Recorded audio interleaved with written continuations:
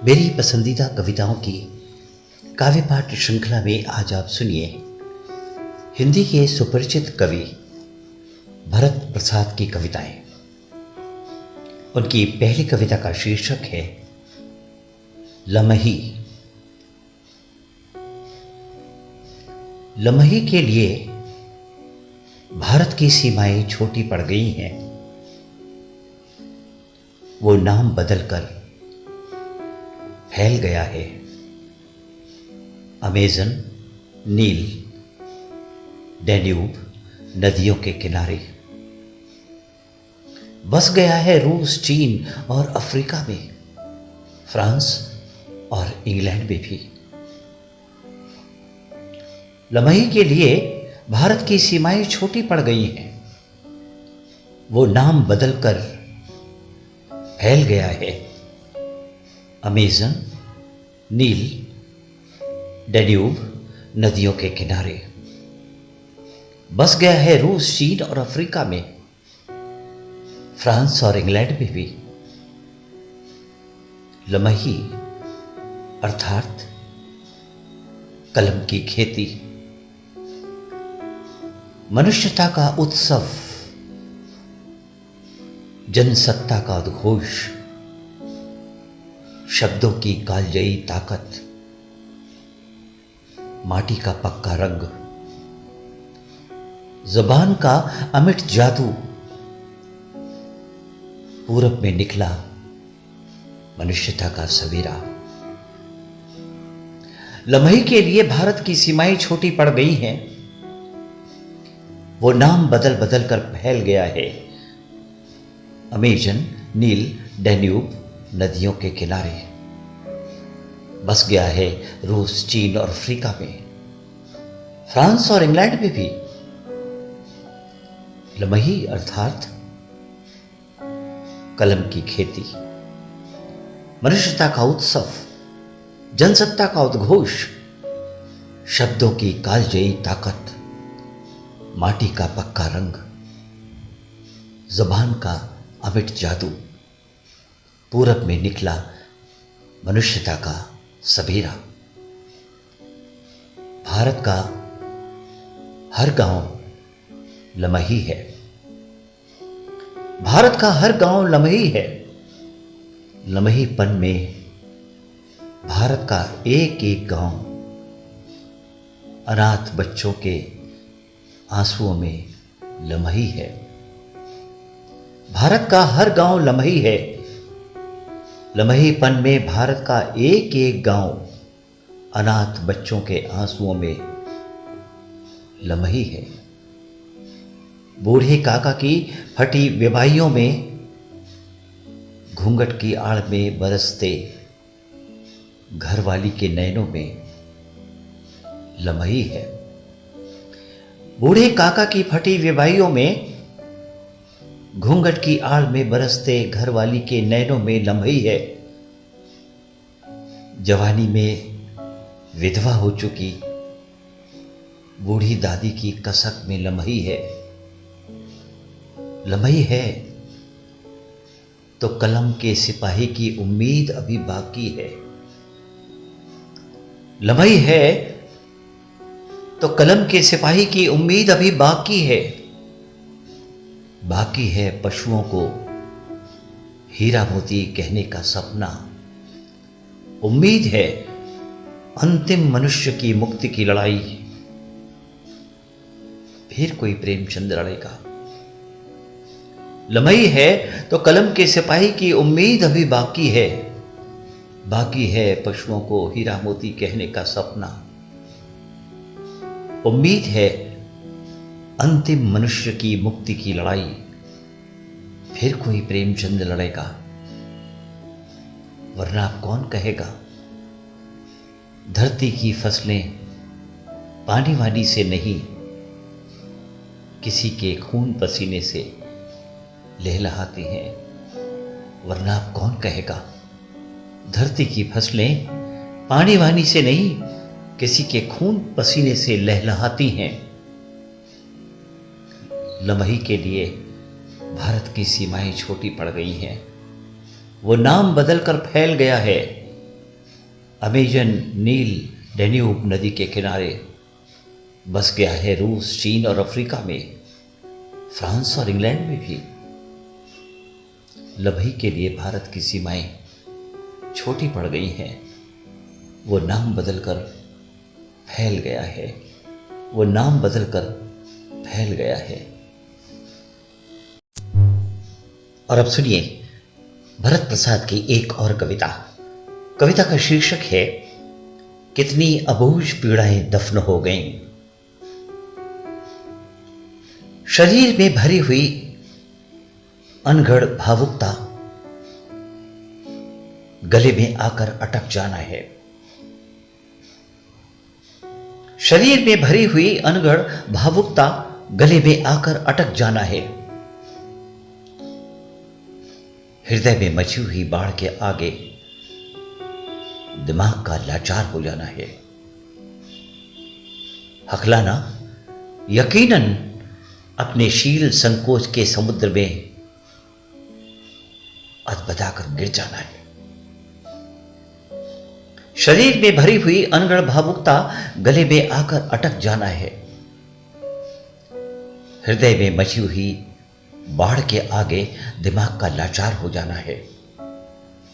हकलाना यकीनन अपने शील संकोच के समुद्र में अदबदाकर गिर जाना है। कितनी अबूझ पीड़ाएं शब्दों के अकाल के कारण गले के अतल में कहीं दफन हो गई। कितनी अबूझ पीड़ाएं शब्दों के अकाल के कारण गले के अतल में कहीं दफन हो गई। कितनी सारी हसरतें मर गई तड़प कर, हार खाए होठों पर। कितनी सारी हसरतें मर गई तड़प कर, हार खाए होठों पर। कह कह कर न कह पाने की आहट के पीछे ऐंठ कर रह जाती है जीभ। दम पर दम लावा की तरह फूटता, अपने गूंगेपन का हाहाकार पछाड़ खा खाकर मचलता रहता। ऐंठ कर रह जाती है जीभ। दम पर दम लावा की तरह फूटता, अपने गूंगेपन का हाहाकार पछाड़ खा खाकर मचलता रहता। इस विषैले एहसास के बावजूद, इस विषैले एहसास के बावजूद कि हकलाना असभ्य घोषित होना है, फिर बोलने का साहस करना मामूली मनुष्यता नहीं। इस विषैले एहसास के बावजूद कि हकलाना असभ्य घोषित होना है, फिर बोलने का साहस करना मामूली मनुष्यता नहीं। हकलाना सभ्यता की परीक्षा में असफल होना नहीं, बात कुशलतापूर्वक कहने से चूक जाना है। हकलाना सभ्यता की परीक्षा में असफल होना नहीं, बात कुशलतापूर्वक कहने से चूक जाना है।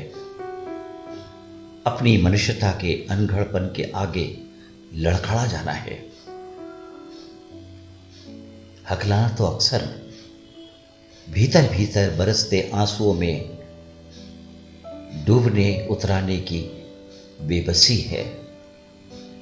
हकलाना सभ्यता की परीक्षा में असफल होना नहीं, बात कुशलतापूर्वक कहने से चूक जाना है।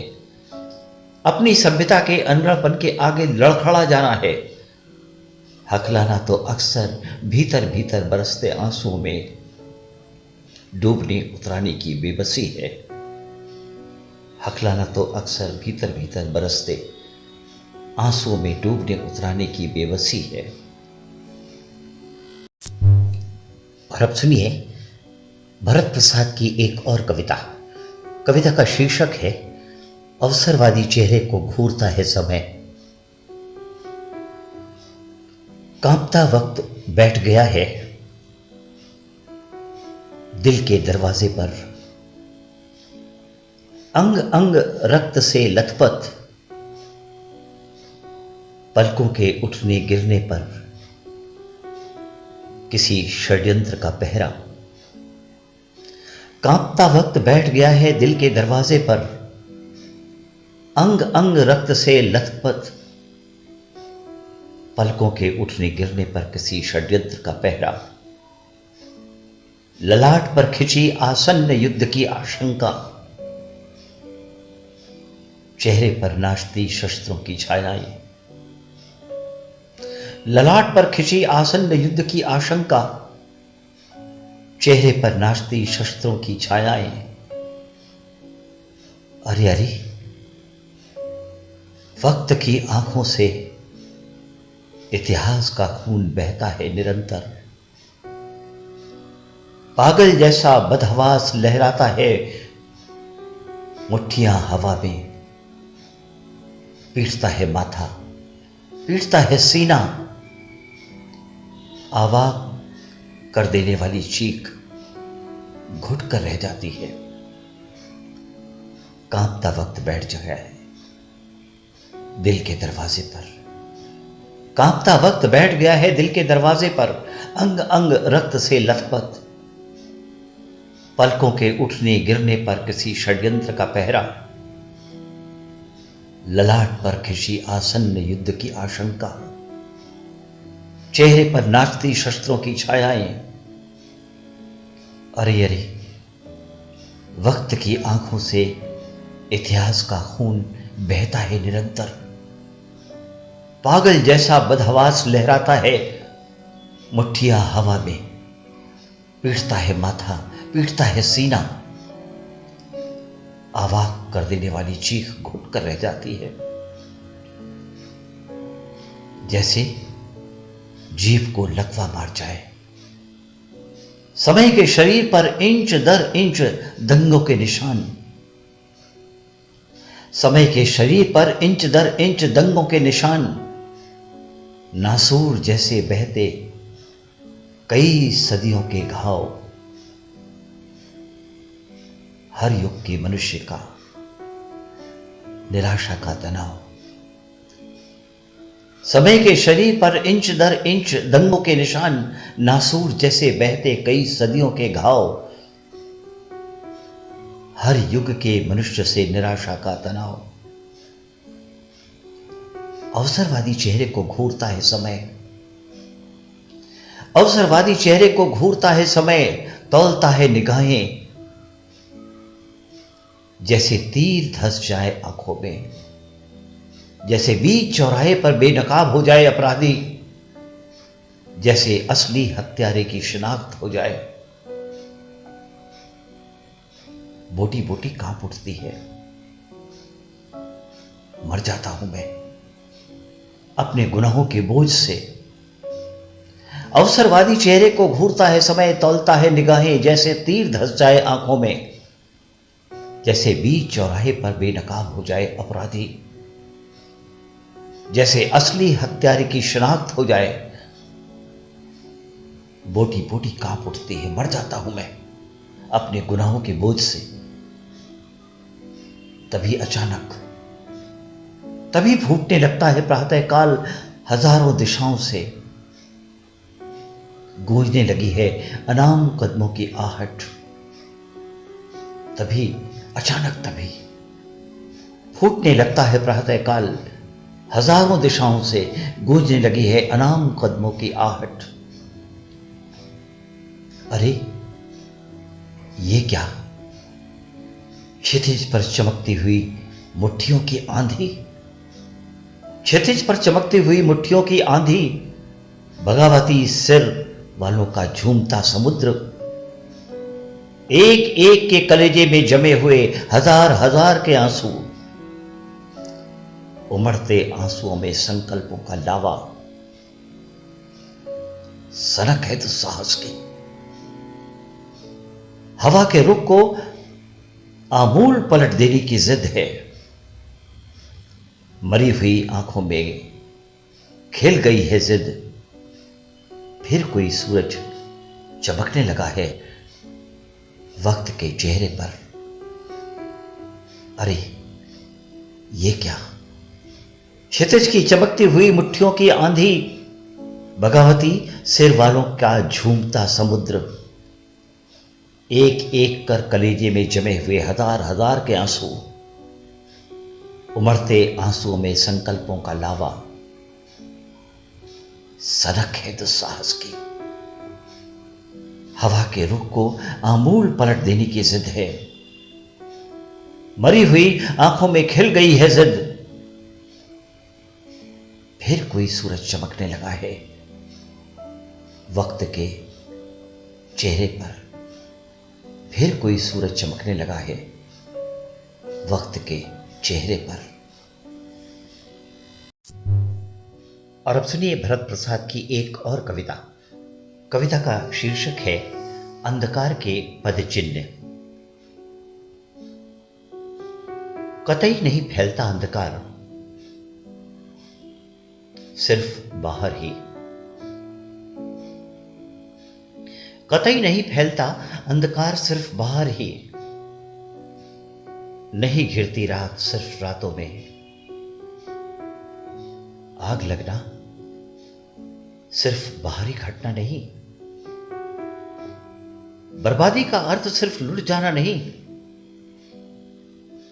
खून केवल शत्रु का ही नहीं होता। कतई नहीं फैलता अंधकार, सिर्फ बाहर ही। नहीं घिरती रात सिर्फ रातों में। आग लगना सिर्फ बाहरी घटना नहीं। बर्बादी का अर्थ सिर्फ लुट जाना नहीं। खून केवल शत्रुओं का ही नहीं होता। चालाक चुप्पी की नियति है, अंधकार से दुगना अंधकार। अमन की आग का मिट जाना, आग लगने की खबर है। कहीं भीतर तिल तिल कर उजाले की मृत्यु, हमारे दोषी होने की गवाही भी है। चालाक चुप्पी की नियति, अंधकार से दुगना अंधकार। अमन की आग पर मिट जाना, आग लगने की खबर है। कहीं भीतर तिल तिल कर उजाले की मृत्यु, हमारे दोषी होने की गवाह भी है। कौन है मनुष्य के सिवाय? कौन है मनुष्य के सिवाय जो धरती को खा लेना चाहता है? सभ्यता के आरंभ से ही जिसके लिए दसों दिशाएं अवैध इरादों के साथ नाचने का रंगमंच है केवल। कौन है मनुष्य के सिवाय जो धरती को खा लेना चाहता है? सभ्यता के आरंभ से ही जिसके लिए दसों दिशाएं अवैध इरादों के साथ नाचने का रंगमंच है केवल। जिसके लिए खेती बाड़ी का अर्थ मौत के सपने बोना और मौत के सपने काटना है। जिसके लिए खेती बाड़ी का अर्थ मौत के सपने बोना और मौत के सपने काटना है। जिसके लिए सुबह का आना उम्मीद की अद्भुत आहट नहीं, दबी हुई मौलिक हिंसा का रोज रोज फूट पड़ना है। दबी हुई मौलिक हिंसा का रोज रोज फूट पड़ना है। कौन है मनुष्य के सिवाय जो धरती को खा लेना चाहता है? सभ्यता के आरंभ से ही जिसके लिए दसों दिशाएं अवैध इरादों के साथ नाचने का रंगमंच है केवल। जिसके लिए खेती बाड़ी का अर्थ मौत के सपने बोना और मौत के सपने काटना है। जिसके लिए सुबह का आना उम्मीद की अद्भुत आहट नहीं, दबी हुई मौलिक हिंसा का रोज रोज फूट पड़ना है। चालाक चुप्पी की नियति है, अंधकार से दोगुना अंधकार। अमन की आग का मिट जाना, आग लगने की खबर। कहीं भीतर तिल तिल कर उजाले की मृत्यु, हमारे दोषी होने की गवाही भी है। कतई नहीं फैलता अंधेरा, सिर्फ बाहर ही। नहीं घिरती रात सिर्फ रातों में। आग लगना सिर्फ बाहरी घटना नहीं है। बर्बादी का अर्थ सिर्फ लुट जाना नहीं। खून केवल शत्रुओं का नहीं होता। कतई नहीं फैलता अंधकार, सिर्फ बाहर ही। कतई नहीं फैलता अंधकार, सिर्फ बाहर ही।